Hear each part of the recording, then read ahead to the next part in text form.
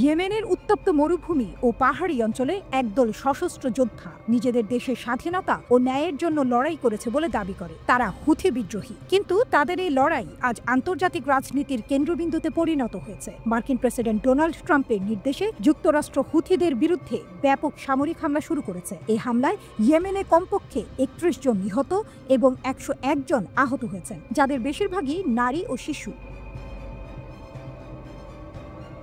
এই হামলা শুধু ইয়েমেনের জন্য নয়, পুরো মধ্যপ্রাচ্যের রাজনীতিতে নতুন মোড় নেয়ার ইঙ্গিত দিচ্ছে। কিন্তু প্রশ্ন হলো, হুথি বিদ্রোহীরা কারা? কেন তাদের বিরুদ্ধে এত বড় অভিযান শুরু করলেন ট্রাম্প? আর এই সংঘাতের পেছনের গল্প কি?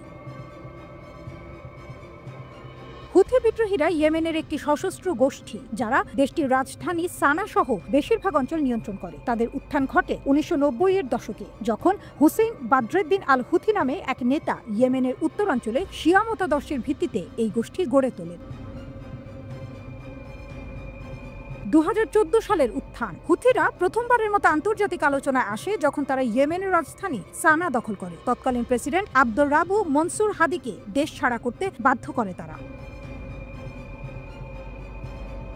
সৌদি জোটের বিরুদ্ধে লড়াই। ২০১৫ সালে সৌদি আরবের নেতৃত্বাধীন একটি সামরিক জোট হুথিদের বিরুদ্ধে যুদ্ধে নামে। এই জোটকে সমর্থন দেয় পশ্চিমা দেশগুলো, কিন্তু হুথিরা ইরানের সমর্থনে টিকে থাকে এবং সৌদি জোট তাদের পরাজিত করতে ব্যর্থ হয়।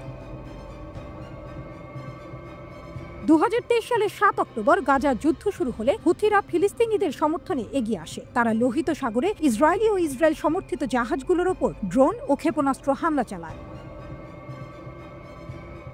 গাজায় অবরোধের প্রতিবাদ। ইসরায়েল গাজায় ত্রাণ সরবরাহ বন্ধ করে দিলে হুথিরা এই হামলা শুরু করে। তাদের দাবি, ফিলিস্তিনিদের ওপর অবরোধ তুলে নেওয়া না পর্যন্ত তারা এই হামলা চালিয়ে যাবে। মার্কিন জাহাজে লক্ষ্য। হুথিরা মার্কিন যুক্তরাষ্ট্রকেও সতর্ক করে দেয়, কারণ তারা ইসরায়েলের প্রধান মিত্র।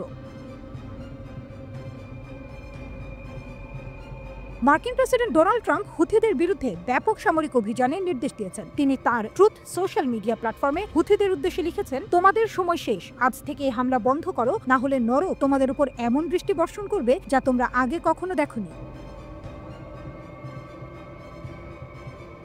ট্রাম্প আরও বলেন, তিনি মার্কিন সেনাবাহিনীকে ইয়েমেনে হুথিদের বিরুদ্ধে একটি নিষ্পত্তিমূলক ও শক্তিশালী সামরিক অভিযান শুরুর নির্দেশ দিয়েছেন। ওয়াশিংটন তার লক্ষ্য অর্জন না হওয়া পর্যন্ত ইয়েমেনে হুথিদের বিরুদ্ধে ব্যাপক প্রাণঘাতী শক্তি প্রয়োগ করবে বলে উল্লেখ করেন ট্রাম্প।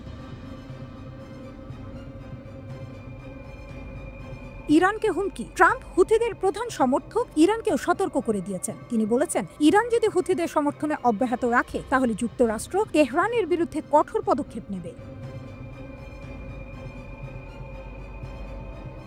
হামলার মিথ্যা দাবি। গাজায় খাদ্য, জ্বালানি সহ অন্যান্য উপকরণ সরবরাহের ওপর ইসরায়েলি অবরোধের প্রতিবাদে গত সপ্তাহে জাহাজে হামলার হুমকি দেয় হুথিরা, কিন্তু হুমকি দেওয়া সত্ত্বেও তারা এখনও কোনো জাহাজে হামলা চালায়নি। তবে ট্রাম্প হুথিদের ওপর হামলা শুরুর অজুহাত হিসেবে লোহিত সাগরে জাহাজ নিশানা করে বিদ্রোহী গোষ্ঠীদের হামলার কারণ উল্লেখ করেছেন। ট্রাম্প তার ট্রুথ সোশ্যাল প্ল্যাটফর্মে লিখেছেন, ইরানের অর্থায়নে হুথিরা মার্কিন বিমানে ক্ষেপণাস্ত্র হামলা চালিয়েছে। তারা যুক্তরাষ্ট্রের সেনা ও মিত্রদের লক্ষ্যবস্তু করেছে।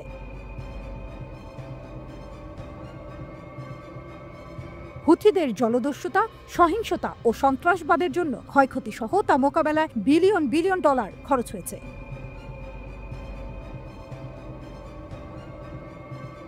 তারা জীবনকে ঝুঁকির মধ্যে ফেলেছে। হুথিদের জবাব, মার্কিন হামলা যুদ্ধাপরাধ। যুক্তরাষ্ট্রের হামলাকে হুথিরা যুদ্ধাপরাধ হিসেবে অভিহিত করেছে।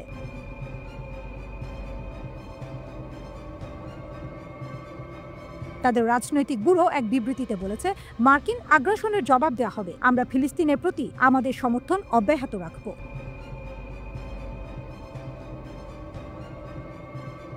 সশস্ত্র প্রস্তুতি। হুথিদের সশস্ত্র বাহিনী জানিয়েছে তারা মার্কিন হামলার জবাব দিতে সম্পূর্ণ প্রস্তুত। সাবেক মার্কিন কূটনীতিক নাবিল খুরি বলেছেন, ট্রাম্পের এই সিদ্ধান্ত বিপথগামী। এই হামলার কোনো সামরিক বা রাজনৈতিক যুক্তি নেই।